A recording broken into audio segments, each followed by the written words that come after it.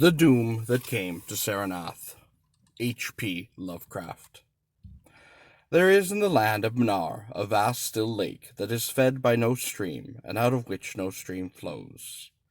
10,000 years ago there stood by its shore the mighty city of Saranath, but Saranath stands there no more. It is told that in the memorial years when the world was young, before ever the men of Saranath came to the land of Manar, another city stood beside the lake, the grey stone city of Ib, which was old as the lake itself, and peopled with beings not pleasing to behold. Very odd and ugly were these beings, as indeed are most beings of a world yet inchoate and rudely fashioned.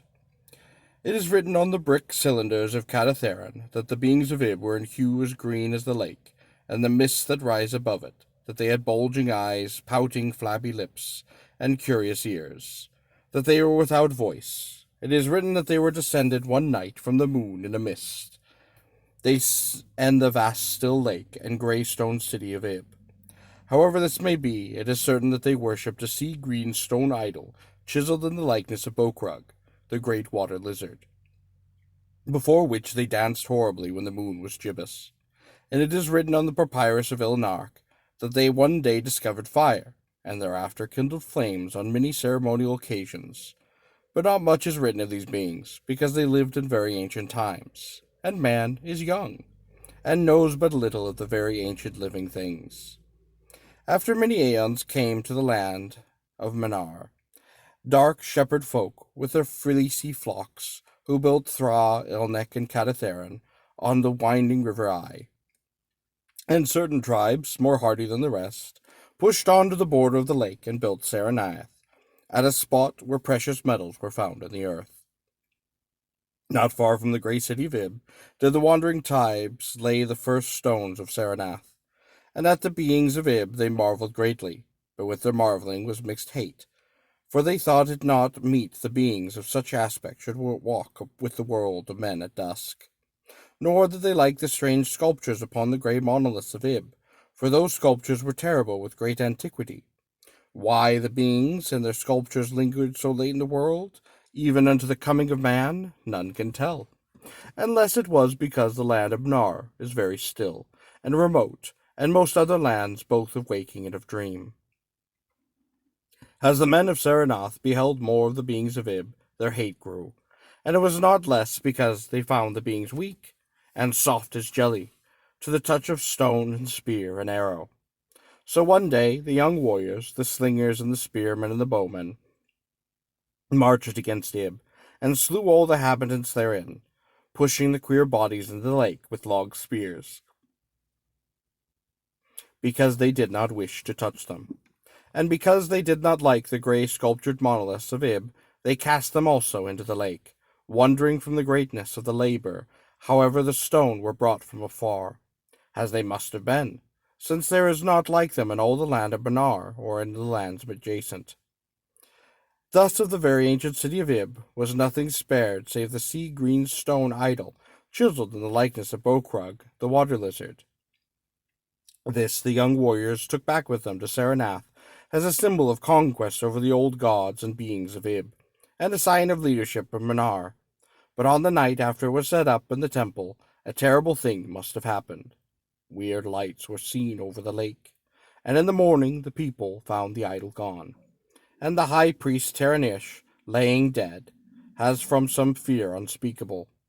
And before he died, Taranish had scrawled upon the altar of chrysolite, with coarse, shaky strokes, the sign of doom. After Taranish there were many high priests of Saranath, but never was the sea-green stone idol found. And many centuries came and went, wherein Saranath prospered exceedingly, so that only priests and old women remembered what Taranish had scrawled upon the altar of chrysolite. Betwixt Saranath and the city of Ilnek arose a caravan route, and the precious metals from the earth were exchanged for other metals, and rare clothes and jewels and books and tools for artificers, and all things of luxury there were known to the people who dwelled along the winding river Eye and beyond. So Saranath waxed mightily, and learned and beautiful, and sent forth conquering armies to subdue the neighboring cities. And in time there sat upon a throne in Saranath the kings of all the land of Benar, and of many lands adjacent. The wonder of the world and the pride of all mankind was Saranath the Magnificent. Of polished desert quarried marble were its walls, its height 300 cubits, and in breadth 75, so that chariots might pass each other as men drove them along the top. For full 500 stadia did they run, being open only on the side toward the lake, where a green stone sea-wall kept back the waves that rose oddly once a year at the festival of the destroying of Ib. And Saranath were 50 streets from the lake to the gates of the caravans, and 50 more intersecting them. With onyx were they paved, save those wherein the horse and camels and elephants trod, which were paved with granite. And the gates of Saranath were as many as the landward ends of the streets, each of bronze, and flanked by the figures of lions and elephants, carven from some stone no longer known among men. The houses of Saranath were of glazed brick and chalcedony, each having its walled garden and crystal lakelet. With strange art they were built, for no other city had houses like them, and travellers from Thar and Ilnik and Cadatheron marveled at the shining domes wherein they were surmounted. But more marvelous still were the palaces and the temples, and the gardens made by Zokhar the old king. There were many palaces, and least of which were mightier than any in Thera or Ilnan or Cadatheron. So high were they that one might within sometimes fancy himself beneath only the sky. Yet when lighted with torches dipped in the oil of Dothar, their walls shewed vast paintings of kings and armies, of a splendor at once inspiring and stupefying to the beholder. Many were the pillars of the palaces, all of tinted marble, and carved into designs of surpassing beauty. And in most of the palaces the floors were mosaics of beryl and lapis lazuli, sardonyx, carbuncle, and other choice materials, so disposed that the beholder might fancy himself walking over beds of the rarest flowers. And there were likewise fountains, which cast scented waters about in pleasing jets, arranging with cunning art. Outshining all others was the palace of the king of Benar, and of the lands adjacent. On a pair of golden crouching lions rested the throne, many steps above the gleaming floor, and it was wrought of one piece of ivory, where no man lives who knows wherein so vast a piece could have come. In that palace there were also many galleries, and many amphitheatres, where lion and men and elephants battled at the pleasure of the kings. Sometimes the amphitheatres were flooded with water, conveyed from the lake in mighty aqueducts, and they were enacting stirring sea fights or combats betwixt swimmers and deadly marine things. Lofty and amazing were the 17 tower-like temples of Saranath, fashioned of a brightly mightily-coloured stone not known elsewhere. A full 1,000 cubits high stood the greatest among them, wherein the high priest dwelt with a magnificence scarce less than that of the kings. On the ground were halls was vast and splendid as those of the palaces, where gathered things in worship of Zokalar and Lamash and Loban, the chief gods of Saranath, whose incense enveloped shrines were as the thrones of monarchs. Not like the icons of other gods were those of Zokalar and Tamish and Loban, for so close to life were they that one might swear the graceful bearded gods themselves sat on the ivory thrones, and upending steps of shining zircon was the tower or chamber, wherein the high priest looked out over the city and the plains and the lake by day, and at the cryptic moon and significant stars and planets, and their reflections in the lake by night. Here was done the very secret and ancient rite and detestation of Bokrug, the water lizard, and here rested the altar of chrysolite which bore the doom scroll of Taranish. Wonderful likewise were the gardens made by Zokhar the olden king. In the center of Saranath they lay, covering a great space and encircled by a high wall. They were surmounted by a mighty dome of glass, through which shone the sun and moon and stars and planets when it was clear, and from which were hung indulgent, fraudulent images of the sun and moon and stars and planets. When it was not clear in summer, the gardens were cooled with fresh odorous breezes skillfully wafted by fans, and in winter they were heated with concealed fires, so that in those gardens it was always spring.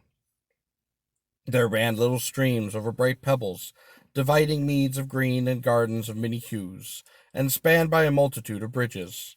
Many were the waterfalls in their courses, and many were the lilied lakelets into which they expanded. Over the streams and lakelets rode water swans, whilst the music of rare birds chimed in with the melody of the waters. In ordered terraces rose the green banks, adorned here and there with bowers of vines and sweet blossoms, and seats and benches of marble and porphyry, and there were many small shrines and temples where one might rest or pray to small gods. Each year there was celebrated in Saranath the feast of the destroying of Ib, at which time wine, song, dancing, and merriment of every kind abounded. Great honors were then paid to the shades of those who had annihilated the old ancient beings, and the memory of those beings and of the elder gods was derided by dancers and lunatists crowned with roses from the gardens of Zokar. And the kings would look out over the lake and curse the bones of the dead that lay beneath it. At first the high priests liked not these festivals, for they had descended amongst them queer tales of how the sea-green Econ had vanished, and how Taranish had died from fear and left a warning. And they said that from their high towers they sometimes saw lights beneath the waters of the lake. But as many years passed without calamity, even the priests laughed and cursed and joined in the orgies of the feasters. Indeed, had they not themselves, in their high tower, often performed the very ancient and secret rite in detestation of Bokrug, the water lizard? And 1,000 years of riches and delight passed over Saranath, wonder of the world and pride of all mankind. Gorgeous beyond thought was the feast of the 1,000th year of the destroying of Ib. For a decade had it been talked of in the land of Manar, and as it drew nigh, there came to Saranath won horses, and camels, and elephants, men from Thara, Ilnark, Kadatherin, all the cities of Manar, and all the lands beyond. Before the marble walls, on the appointed night, were pitched the pavilions of princes and the tents of travellers, and all the shore resounded with the song of happy revellers. Within his banquet hall reclined Nargis Hay, the king, drunk with ancient wine from the vaults of conquered Panath, and surrounded by feasting nobles and hurrying slaves. They were eaten among many strange delicacies at the feast: peacocks from the Isles of Neril in the Middle Ocean, orange goats from the distant hills of Impelion, herds of camels from the Benzin Desert, nuts and spices from Kadatherin groves, and pearls from wave-washed metal dissolved in the vinegar of Thara. Of sauces there was an untold number, prepared by the sublest cooks in all Manar, and suited to the palate of every feaster. But most prized of all the viands were the great fishes from the lake, each of vast size, and served up on golden platters set with rubies and diamonds. Whilst the king and his nobles feasted within the palace, they viewed the crowning dish as it awaited them on golden platters. Others feasted elsewhere in the tower of the great temple. The priests held revels, and in pavilions without the walls the princes of neighboring lands made merry. And it was the high priest Genkai who first saw the shadows that descended from the gibbous moon into the lake, and the damnable green mist that rose from the lake to meet the moon, and to shroud to the sinister haze the towers and domes of fated Saranath.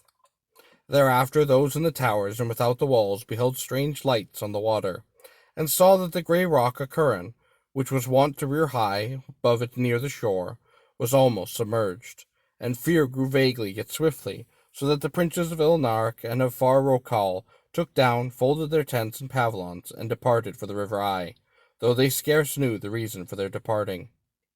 Then, close to the hour of midnight, all the bronze gates of Saranath burst open, and emptied forth a frenzied throng that blackened the plain, so that all the visiting princes and travellers fled away in fright. For on the faces of this throng were writ madness, born of horror unendurable, and on their tongues were words so terrible that no hearer paused for proof. Men whose eyes were wild with fear shrieked aloud at the sight within the king's banquet hall, where through the windows were seen no longer the forms of Nagas Hai and his nobles and slaves, but a horde of indescribable green voiceless things, with bulging eyes, pouting flabby lips, and curious ears, things which danced horribly, bearing in their paws golden platters set with rubies and diamonds, containing uncouth flames. And the princes and travellers, as they fled from the doomed city of Saranath, on horses and camels and elephants, looked again upon the mist-begatting lake, and saw the grey rock Acuran was quite submerged. Through all the land of Manar and the lands adjacent spread the tales of those who had fled from Saranath, and caravans sought that accursed city and its precious metals no more. It is long ere any travel went thither, and even then only the brave and adventurous young men of distant Falona dared make the journey, adventurous young men of yellow hair and blue eyes, who were no kin to the men of Manar. These men indeed went to the lake to view Saranath, but though they found the vast still lake itself and the grey rock of Curran, which rears high above it near the shore, they beheld not the wonder of the world and pride of all mankind. Where once had risen walls of 300 cubits and towers yet higher, now stretched only the marshy shore, and where once had dwelt 50 millions of men, now crawled only the detestable green water lizard. Not even the mines of precious metal remain, for doom had come to Saranath. But half buried in the rushes was spied a curious green idol of stone, an exceedingly ancient idol, coated with seaweed and chiseled in the likeness of Bokrug, the great water lizard. That idol, enshrined in the high temple of Ilnark, was subsequently worshipped beneath the gibbous moon throughout the land of Manar. This tale was written on December 3rd, 1919, and also portrays the influence of Lord Dunsey. Lovecraft thought he had found the name Saranath in a work by Dunsey, but this was not the case. The use of the green idol Bokrug may be a tip of the hat to Dunsey's celebrated play, The Gods of the Mountain, where green jade gods make an appearance. The mention of a throne wrought of one piece of ivory is a clear nod to idle days on the Yann, where just such a detail is cited. The story first appeared in The Scot, June 1920, a Scottish amateur journal.